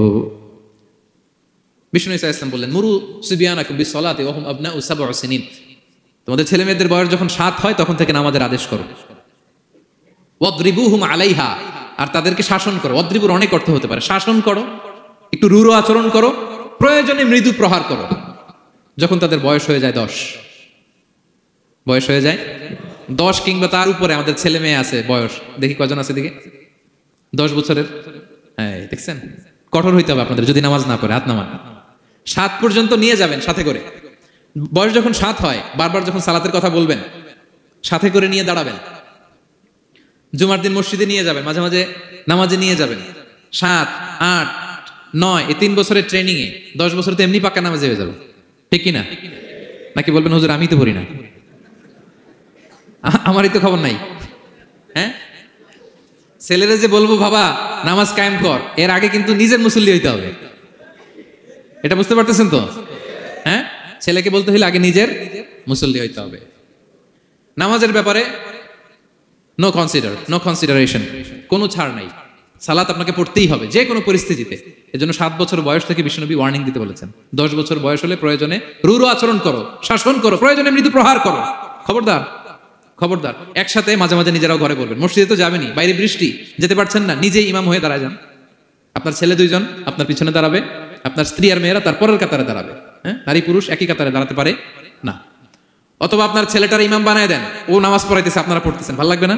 এ family that praise together stage together, ইংরেজিতে একটা কথা বলে, এ family that praise together stage together. যে ফ্যামিলি একসাথে নামাজ পড়ে, এই ফ্যামিলি একসাথে টিকে থাকে শান্তিতে অনেক দিন, ঠিক কিনা? এজন্য ঘরে মাঝে মাঝে জামাতে নামাজ পড়বেন, ঘরটারে বরকত দিয়ে পূর্ণ করে দিবে কে? এজন্য সাইয়েদনা লুকমান বললেন আকিমিস সালাহ, আমার কলিজার টুকরা সন্তান, নামাজ নষ্ট করো না, নামাজ নষ্ট করো না। অনেক ফ্যামিলি আছে, অনেক ফ্যামিলি নিজেও নামাজি, ছেলে মেয়েদেরকেও নামাজের কথা বলে পড়ায়। জোহর পড়তে দেয়, আসর পড়তে দেয়, মাগরিব পড়তে দেয়, এশা পড়তে দেয়, ফজর পড়তে দেয় না। ফজর নিয়ে টেনশন নাই, কেন? বলতেছে ঘুমায় হুজুর। কি করে? আমার কলিজার টুকরা সন্তান ঘুমায় হুজুর, কাঁচা ঘুম কেমনে ভাঙাই? আচ্ছা, ফজরের সময় যদি আপনাদের কন্ডোমিনিয়ামে আগুন লাগে কি করবেন? ফজরের সময় লাগছে আগুন, আর একটু ঘুমাক, কাঁচা ঘুম। হ্যাঁ, বলবেন বলবেন, কথা বুঝে নাই বোধহয়। যে বাবা মারা মনে করে সকালে কিভাবে ডাকি, করতে চায় না হুজুর, কাঁচা ঘুম, কষ্ট হয়ে যায়। ফজরের সময় যদি আগুন লেগে যায় আপনার ঘরে, কি করবেন? আর একটু ঘুমাক, কাঁচা ঘুম। দুনিয়ার আগুন থেকে নিজের সন্তানকে বাঁচানোর জন্য যেমনি ডেকে উঠান, দুনিয়ার আগুন থেকে রক্ষা করার জন্য যেমনি ডাকেন, উঠায় নিয়ে আসেন, জাহান্নামের কঠিন আগুন থেকে বাঁচানোর জন্য ফজরের সময়ও ডাকার দরকার আছে না নাই? দুনিয়ার আগুনের চেয়ে কমপক্ষে 70 গুণ বেশি তেজওয়ালা। হ্যাঁ, বিষ্ণু বলেন নারুকুম তুকিদুন, যে আগুন দিয়ে কিচেনে রান্না করো, জাহান্নামের আগুন কিন্তু এই আগুন নয়। জাহান্নামের আগুন দুনিয়ার আগুনের চাইতে কমপক্ষে 70 গুণ বেশি তেজওয়ালা। তাহলে ফজরের সময় ডাকবেন তো ছেলে মেয়েকে? হ্যাঁ, নিজেও পড়বেন, ছেলে মেয়েদেরকেও ডাকবেন। আকিমিস সালাহ। 4 নম্বরে বললেন বাবা নামাজ কায়েম করো, নামাজ ছেড়ে দিও না। 5 নম্বরে বললেন ওয়ামুর বিল মারুফ, ভালো কাজের আদেশ করো। 6 নম্বরে বললেন ওয়ানহা আনিল মুনকার, খারাপ কাজ থেকে নিষেধ করো। দেখেন কি বাবা ছিল সাইয়েদনা লোকমান। ছেলের বললেন নামাজ পড়ার পরে বললেন ওয়ামুর বিল মারুফ, ভালো কাজের আদেশ করবা, ভালো কাজের আদেশ করো। ওয়ানহা আনিল মুনকার, মন্দ কাজ থেকে নিষেধ করো। আমরা অনেকে নিজেরাই ভালো করি, নিজেরাই ভালো কাজ করি, অন্যদেরকে বলি না, এরকম আছে না নাই? সমাজে পাপ হলে, অন্যায় হলে আমরা কথা বলতে চাই না, এরকম আছে না নাই? নিজেই নামাজ পড়বে, চোখ বন্ধ করে তাসবিহ পড়তে থাকে, কিন্তু মুসলিম উম্মার উপর কারবালা হয়ে যাচ্ছে, তার কোনো টেন নাই, এরকম আছে না নাই? গোটা বিশ্বে মুসলমানদের উপর দিয়ে কি যাচ্ছে, সমাজে কি চলছে তার কোনো আন্দাজ নাই, খোঁজ খবর নাই, শুধু নিজেই জিকির করে, এরকম আছে না নাই? না, আযাব আসলে গজব আসলে শুধু এই কাফের মুশরিকদেরই মারে না, মুমিনদেরও মারে, ঠিক কি না? আল্লাহ বলে ওই আযাবকে ভয় করো, ওয়াত্তাকু ফিতনাতাল লা তুসিবান্নাল্লাযীনা যালামু মিনকুম খাসসা। ওই আযাবকে ভয় করো, এই শাস্তিকে ভয় করো, যে শাস্তি যখন আমি পাঠাই ওই শাস্তি দিয়ে শুধু জালেমদেরকে মারি না, আলেমদেরকেও মারি, ঠিক কি না? কারণ তুমি আলেম হয়ে বসেছিলে কেন? তুমি সমাজকে বাঁচাও নাই কেন? শুধরে দাও নাই কেন? শুদ্ধাচারের অভিযানে তুমি নামো নাই কেন, ঠিক কি না? তুমি একা একা জিকির করে তোমার আল্লাহর ওলি হইতে বলছে কে? গোটা সমাজকে তোমার বাঁচাতে হবে। একটা জাহাজ 2 তলা, আপনি আছেন 2য় তলায়, নিচ তলায় একদল লোক জাহাজের তলা ছিদ্র করতেছে। জাহাজের তলায় ছিদ্র করলে কি ঢুকে? তা আপনি যদি বলেন ওরা নিচে আছে ছিদ্র করতেছে, ওরা করুক, আমি থামাবো কেন? আমার তো দোষ নাই, আমি তো ছিদ্র করি নাই। ছিদ্র করছে কারা? ওরা। পানি ঢুকলে ওরা মরবে, আমি তো বেঁচে যাবো, বাঁচবে? কারণ সে তো জাহাজের ভিতরেই। আপনি যে যদি এই পাগলগুলারে না থামা, ওরা তো মরবেই, আপনিও শেষ। চিল্লায় বলেন ঠিক কিনা? এজন্য সমাজে যখন পাপ হয়, অন্যায় হয়, দেখা মাত্রই আপনাকে থামাতে হবে। তা না হলে এই পাপের কারণে, অন্যায়ের কারণে আযাব আর গজব যখন আসবে, পাপীরাই মরবে না, আপনিও মরবেন, ঠিক কিনা? মুসা আলাইহিস সালামের পায়ের মধ্যে একবার একটা লাল পিঁপড়া কামড় দিছে। এই সাইজের যে লাল পিঁপড়াগুলো কামড় দিলে খুব আরাম লাগে না? কেমন লাগে? হ্যাঁ, খুব ব্যথা করে, প্রচন্ড ব্যথা করে। তো মুসা আলাইহিস সালামের মেজাজ কি নরম না গরম? খুব তাড়াতাড়ি রেগে যেতেন। এক এক নবীর এক এক অ্যাট্রিবিউটস ছিল, হ্যাঁ, এক এক বৈশিষ্ট্য ছিল। উনি অনেক রেগে যেতেন। উনি থাপ্পড় মেরে একবার ফেরাউনের বাবুর্চিকে দুনিয়া থেকে শেষ, এক থাপ্পড়, এত শক্তি। সেই বুখারীতে এসেছে মালাকুল মাউতকে মারছিলেন একটা। ওই যে ছোটবেলা থেকে মারার অভ্যাস, ছোটবেলায় কার গালে দিছিল জানে না বোধহয়? ফেরাউন। অন্যায় দেখলেই ছোটবেলায় ফেরাউনের গালে দিছে একটা, বড় হয়ে ফেরাউনের বাবুর্চির একটা, এরপরে মালাকুল মাউতকেও একটা। এর কারণ মালাকুল মাউত আবার মালাকুল মাউতের মতো আসেনি, মানুষের আকৃতিতে এসেছিল। তো পারমিশন না নিয়ে ঢুকছে। উনি ভাবছে এমনি মানুষ, কিরে পারমিশন নিলি না কেন? তো মুসা আলাইহিস সালামের পায়ের মধ্যে লাল পোকা, লাল পিঁপড়া কামড় দিছে, প্রচন্ড ব্যথা পাইতেছে আর ডলতেছে আর রেগে গেছে। রেগে তাকায় দেখে এদিকে লাল পিঁপড়ার বাসা, যে পা দিয়ে ডলে সবগুলোর মেরে ফেলছে। তো ঘটনাটা ছিল মুসা আলাইহিস সালাম আল্লাহকে জিজ্ঞেস করছিলেন, এই ঘটনাটা আল্লাহ কেন ঘটাইছেন? আল্লাহকে জিজ্ঞেস করছিলেন, আল্লাহ আযাব যখন কোনো এলাকায় পাঠান তখন তো শুধু জালিমরাই মরে না, ভালো লোকগুলাও তো মারা যায়, তো এই আযাবে ভালো লোকগুলা কেন মরে? আল্লাহ উত্তর দেয় না, এই ঘটনা ঘটাই দিচ্ছে। পিঁপড়া যখন কামড় দিছে রেগে সবগুলো মেরে ফেলছে। আল্লাহ বলে, মুসা কামড় দিছিল কয়টা? আল্লাহ একটা। তো ওগুলোর মারলা কেন? অ্যাকশনে যখন যায় এত কিছু দেখে অ্যাকশন নেওয়া যায় না। এজন্য আল্লাহ বলেন, ওয়াত্তাকু ফিতনাতাল লা তুসিবান্নাল্লাযীনা যালামু মিনকুম খাসসা। ওই ফিতনাকে মানে ওই আযাবকে ভয় করো, যে আযাব যখন আসবে শুধু খারাপ লোকগুলোর উপরে আসবে না, ভালো লোকগুলোও বাঁচতে পারবে। কারণ ভালো মানুষরা আশেপাশের লোকদেরকে ভালো বানায় নাই কেন? একা নামাজ পড়েছো কেন? নামাজের দাওয়াত দাও নাই কেন? নিজে হালাল খাইছো, সমাজটারে হালাল দিয়ে বিনির্মাণ করো নাই কেন? এজন্য আযাব আসলে শুধু জালেমদের উপরে আসে না, আলেমদের উপরে আসে, খবরদার। এজন্য ছেলেরে বললেন, বাবা শুধু নামাজ পড়লেই হবে না, ওয়া'মুর বিল মা'রুফ, ভালো কাজের আদেশ করবা, ওয়ানহা আনিল মুনকার, খারাপ কাজ থেকে নিষেধ করবা। এটা আসলে দায়িত্ব হচ্ছে সরকার প্রধানের। যারা ক্ষমতার চেয়ারে বসে তাদেরকে আল্লাহ 4 দফা মূলনীতি দিয়েছেন। আল্লাযীনা মাক্কান্নাহুম ফিল আরদি আকামুস সালাতা ওয়া আতাউয যাকাতা ওয়া আমারু বিল মা'রুফি ওয়া নাহাউ আনিল মুনকার ওয়ালিল্লাহি আকিবাতুল উমুর। আল্লাহ বলেন, যাদেরকে আমি ক্ষমতার চেয়ারে বসাই 4টা দায়িত্ব তাদেরকে দেই। তাদের প্রধান কাজ নামাজ কায়েম করবে, সমাজে যাকাত আদায় করবে, ভালো কাজের আদেশ করবে, তারপরে মন্দ কাজের নিষেধ করবে। ক্ষমতার চেয়ার যারা পায় তাদের জন্য মূলনীতি এটা। এরা তো করে না, আমাদের কি করতে হবে, ঠিক কিনা? ভালো কাজের আদেশ করতে হবে, মন্দ কাজের নিষেধ করতে। বিষ্ণু ইসলাম বললেন, মান রাআ মিনকুম মুনকারা, চোখ দিয়ে যে সমাজে খারাপ দেখে, ফালিয়ুগাইয়িরহু বিয়াদিহি, সেজন্য হাত দিয়ে ঠেকিয়ে দেয়, হাত দিয়ে। ফাইন লাম ইস্তাতি' ফাবিলিসানি, হাত দিয়ে না পারলে মুখ দিয়ে। কারণ আপনার অনেক সময় এরকম পরিস্থিতি নাও হতে পারে যে আপনার এত পাওয়ার নাই যে আপনি হাত দিয়ে থামাই দিবেন, এরকম হয় না? অক্ষম, আমি পারি না। তখন মুখ দিয়ে কিভাবে পরিবর্তন করবেন বলেন, নাসিহা করেন, কাউন্সিলিং করেন, জনমত গড়ে তোলেন। ফাইন লাম ইস্তাতি' ফাবিকলবিহি, হাত দিয়েও থামাতে পারলেন না, মুখ দিয়েও প্রতিবাদ করতে পারলেন না। বিশ্বনবী বললেন, অন্তত অন্তর দিয়ে সেটাকে ঘৃণা করবা, অন্তর দিয়ে ঘৃণা করো, অন্তর দিয়ে এটাকে পরিবর্তন করে দেওয়ার প্ল্যান করো, হৃদয়ে হৃদয়। ওয়াযালিকা আদাফুল ঈমান, এটা হচ্ছে ঈমানের সর্বনিম্ন স্তর। এর নিচেও যদি যান, মানে আপনার দিলেও লাগে না, বিষ্ণু বলে, তাহলে তোমার অন্তরে ঈমানের ছিটে ফোঁটা নাই। চিল্লা এখন ঠিক কিনা? এজন্য ভালো কাজের আদেশ করো, মন্দ কাজের নিষেধ করো নামাজের পর পর। সাইয়েদনা লোকমান বললেন, বাবা নিজেই ভালো করো না, সমাজে ভালো ছড়িয়ে দাও। ছড়াই দিতে হবে, ভালোকে ছড়াই দিতে হয়। সঙ্গবদ্ধ জীবন যাপন করতে হয়, আপনাকে দাঁড়াতে হবে, আপনাকে হিম্মত করতে হবে। হিম্মতটাই হচ্ছে ইসমুল আযম, ইসমুল্লাহিল আযম। ইসমে আযম মানে আল্লাহর এমন একটা নাম যেটা দিয়ে দোয়া করলে আল্লাহ কবুল করে। এটা কি? কেউ বলে ইয়া হাইয়্যু ইয়া কাইয়্যুম, কেউ বলে ইয়া রহমান ইয়া রহিম। অনেক মুফাসসিরিন, অনেক মুহাদ্দিসিন এক একটা বলছে যে এইটা হতে পারে, এটা হতে পারে। অনেকে বলছে হিম্মতটাই হচ্ছে ইসমে আযম। তুমি হিম্মত করে আল্লাহর কাছে চাও, গোটা দুনিয়া পাল্টে যাবে, ঠিক কি না? এজন্য সমাজের পরিবর্তনের জন্য আপনাকে আগে আসার দরকার আছে না নাই? ছেলেকে দেখেন, সুবহানাল্লাহ বিহামদি, কিভাবে ছেলেকে গড়ে তুলতে হয়। প্যারেন্টিং লেসন ফ্রম সূরা লোকমান।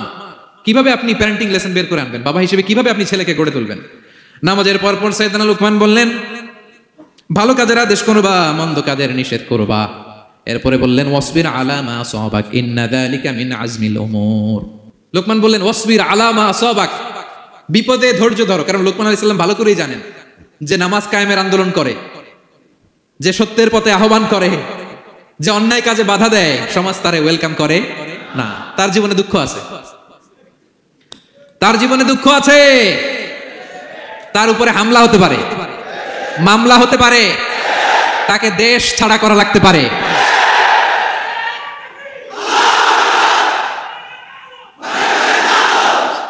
ওয়াসবির আলা মা আসাবাক, বাবা খুব ভালো করেই জানে বিপদ নেমে আসতে পারে। যে নামাজ কায়েমের আন্দোলন করে, যে সৎ কাজের আদেশ করে, অসৎ কাজে বাধা দেয়, তাকে থামানোর জন্য, হ্যাঁ, তার অগ্রযাত্রাকে রুখে দেওয়ার জন্য, তার রাস্তাকে ব্লক করার জন্য যুগে যুগে সমাজে সমাজে আছে না নাই? আছে। ঘাবড়ে গেলে চলবে না। এই পথ, এটা ফুল সজ্জার কোনো পথ নয়, এটা কণ্টকাকীর্ণ। এখানে প্রতি পদে পদে কাটা। এটা জেনেই আমরা এই পথে এসেছি, ঠিক কি না? এজন্য আমাদেরকে রুখে দেয়া যাবে না। আমরা সত্যের কথা বলেই যাব, আমরা অন্যায় দেখলে প্রতিবাদ করেই যাব। প্রতিবাদ করবেন, দাঁড়াবেন। আপনি দাঁড়ালেই দেখবেন পরিস্থিতি অন্যরকম হয়ে গেছে। দাঁড়ান না, যে আপনি অন্যায় করতেছে, আপনি দাঁড়ান না কেন? অপরাধ করতেছে, আপনি থামান না কেন? আপনার বোনের বয়সী একটা মেয়েকে টিস করতেছে কিছু ছেলেরা, আপনি দাঁড়ান না কেন? ওদের 10 জনের চেয়ে আপনার শক্তি অনেক বড়। সত্যের যে শক্তি আছে, মিথ্যা তার সামনে মুখ থুবড়ে পড়ে। আপনি দাঁড়ান, আপনি জিজ্ঞেস করেন এরকম করতেছে কেন, টিস করতেছে কেন? আপনি ওখানে জনমত গড়বেন। আপনি দাঁড়ালে আরো 10 জন দাঁড়াবে, ঠিক কিনা? দাঁড়াতে আপনাকে হবে, সাহস করে দাঁড়াতে হবে। সালাত কায়েমের আন্দোলন যারা করে, সৎ কাজের আদেশ যারা দেয়, মন্দ কাজ থেকে নিষেধ যারা করে, তাদের জীবনে পরীক্ষা আছে না নাই? এজন্য সাইয়েদনা লোকমান বললেন, বাবা যেই নাসিহত তোমাকে দিচ্ছি এটা পালন করলে বিপদ আসবে, কিন্তু ঘাবড়ে যেও না, আতঙ্কিত হয়েও না। ওয়াসবির আলা মা আসাবাক, বিপদে ধৈর্য ধরো, ধৈর্য ধারণ করতে হবে। সবর, সবর নিয়ে কোথায় যেন আলোচনা করেছিলাম যে সবর এটা এমন একটা গাছ যে গাছের চারদিকে থাকে কাটা, কিন্তু ফলটা বড় মিষ্টি। সবর বাংলা জানেন তো কি? ধৈর্য। ধৈর্য এমন একটা গাছ যে গাছের চারিদিকে কাটা, কিন্তু ফলটা মিষ্টি, সুস্বাদু। এই সুস্বাদু ফল খেতে হলে এই কাটাগুলো সহ্য করতে হবে। ধৈর্য। ছোট্ট ছেলে মেয়েদেরকে ননির পুতুল করে গড়ে তুলবেন না, খবরদার। ওদেরকে কষ্ট সহিষ্ণু করে গড়ে তুলবেন। আপনি থাকতেই কষ্ট করা শেখান, তার জীবনটা স্মুথ হবে, তার ক্যারিয়ারটা ব্রাইট হবে, তার ভবিষ্যৎটা সুন্দর হবে। ছেলেমেয়েরা কিছু চাইলেই সাথে সাথে দিবেন না। অনেক বাবা মা আছে এত আদর করে, এত বেশি আহ্লাদ করে, যা চায় তাই দেয়, পরে হিতে বিপরীত হয়, ঠিক কিনা? ছেলে মেয়েকে অভাব শেখান, ছেলে মেয়েকে কষ্ট শেখান, ওদেরকে সংগ্রাম শেখান, প্রতিকূল পরিবেশে কি করে টিকে থাকতে হয় এটার সবক শেখান। সেদিন লোকমান তাই করলেন, ছেলেদের সবর শিখাইলেন যে বাবা ধৈর্য ধারণ করো, আতঙ্কিত হবে না। জীবন এটা সহজ নয়, জীবন চলার পথ সহজ নয়, এটাকে সহজ করে নিতে হয়। কখনো সবর করে, কখনো ক্ষমা করে, কখনো অন্যকে ইগনোর করে, কখনো দোয়া করে, কখনো আল্লাহর উপর তাওয়াক্কুল করে, ঠিক কিনা? ছেলে মেয়েকে আদর করে বোঝাবেন, বাবা এখন তুমি বাবার হোটেলে খাও, মায়ের হোটেলে ঘুমাও। সারা জীবন এমন চলবে না, দুনিয়াটা বড্ড কঠিন, এখানে কেউ কাউরে জায়গা করে দেয় না, নিজের জায়গা নিজেরই করে নিতে হয়, ঠিক কিনা? ছোটবেলা থেকেই তাকে দৃঢ় মনোবলের করে তুলতে হবে যে বাবা দুনিয়াটা এত সহজ নয়, এটা সহজ করে নিতে হয়। This is the life hacks. এই লাইফ হ্যাক গুলো আপনি শেখাবেন, লাইফ লেসন গুলো শেখাবেন। ধৈর্য ধরো, সৎ কাজের আদেশ দাও, মন্দ কাজের নিষেধ করো। এগুলো করতে গেলে একটু বাধা বিপত্তি আসবে, কিন্তু শেষ হাসিটা তুমিই হাসবে, ঠিক কিনা? বিজয় তোমারই হবে। কি বলেন? সময়ই কথা বলে, সময়ই কথা বলে। বিপদে ধৈর্য ধরো। বিশ্বনবী আল্লাহ বললেন ওয়াসবির আলা মা ইয়াকুলুনা ওয়াহজুরহুম হাজরান জামিলা। নবী হে, বিপদে ধৈর্য হারা হবেন না, ভালো সময় সামনে আসছে। মক্কায় আপনারে কষ্ট দেয়, গণক বলে, জাদুকর বলে, পাগল বলে, মদিনাতে বিজয় আপনারই হবে, ঠিক কি না? ছেলে মেয়ে যেন আশাবাদী হয়ে গড়ে ওঠে, হোপফুল, আতঙ্কিত যেন না হয়। কষ্ট শিখান, ধৈর্য শিখান। আচ্ছা, গেল। এরপর তিনি বললেন ওয়ালা তুসাইর খাদ্দাকা লিন্নাস, ও আমার কলিজার টুকরা সন্তান, ওয়ালা তুসাইর খাদ্দাকা লিন্নাস, অহংকার করে মানুষ থেকে মুখ ফিরিয়ে নিও না। ছেলেরে এবার সোশ্যাল বানানোর চেষ্টা করতেছেন, হ্যাঁ? ওয়ালা তুসাইর খাদ্দাকা লিন্নাস, দেখেন একটার পর একটা। প্রথমে স্রষ্টারে চিনাইলেন, তাই না? এরপরে স্রষ্টার ক্ষমতা সম্পর্কে শিখাইলেন, এরপরে আধ্যাত্মিকতা শিখাইলেন, এরপরে ইবাদত কি সেটা জানালেন, এরপরে তিনি সোশ্যাল এঙ্গেজমেন্ট কিভাবে করবেন, সোশ্যাল রিফর্ম কিভাবে করবেন শিখালেন। এবার মানুষের সাথে কিভাবে মিশতে হয় সেটা শিখাচ্ছেন। মানে পিপল ওরিয়েন্টেড হও। ওয়ালা তুসাইর খাদ্দাকা লিন্নাস, অহংকার করে মানুষের থেকে মুখ ফিরিয়ে নিও না, মুখ ছিটকাবে না, মানুষকে সম্মান করো, মানুষের সাথে মেশো, বি পিপল ওরিয়েন্টেড। আমাদের অনেক ছেলে মেয়েরা মানুষের সাথে মিশতে পারে না, দোষ কার? বাবা মায়ের, শেখায় না। একটা সময় আমাদের মনে আছে, ছোটবেলায় মেহমান আসলে আমরা এত খুশি হইতাম, কি বলেন? মেহমানের কাছে যাইতাম, সূরা শোনাইতাম, কবিতা শোনাতাম, এটা খেলতাম, ওটা করতাম, যাওয়ার সময় আমাদেরকে টাকা দিয়ে যেত, হায় রে খুশি। এখন দেখবেন টেনে হিসেবে মেহমানের সামনে আনা যায় না। এরকম আছে না নাই? অনেক ফ্যামিলিতে এরকম আছে যে তারা সারাদিন ডিভাইস নিয়ে, এই ডিভাইস আসক্তি এত মারাত্মক পর্যায়ে পৌঁছেছে যে তারা মানুষের সাথে মিশতে পারে না। এই পাবলিক ওরিয়েন্টেশনটা অনেকের নাই, পিপল ওরিয়েন্টেশন নাই। অনেক ছোট বাচ্চা, মেহমান আসছে, তুমি একটু আসো, সালাম দাও, বসো, আসতে চায় না, বসতে চায় না, কারণ ওরা শিখানো হয় না। সারাদিন দিয়ে রাখছে কি হাতে?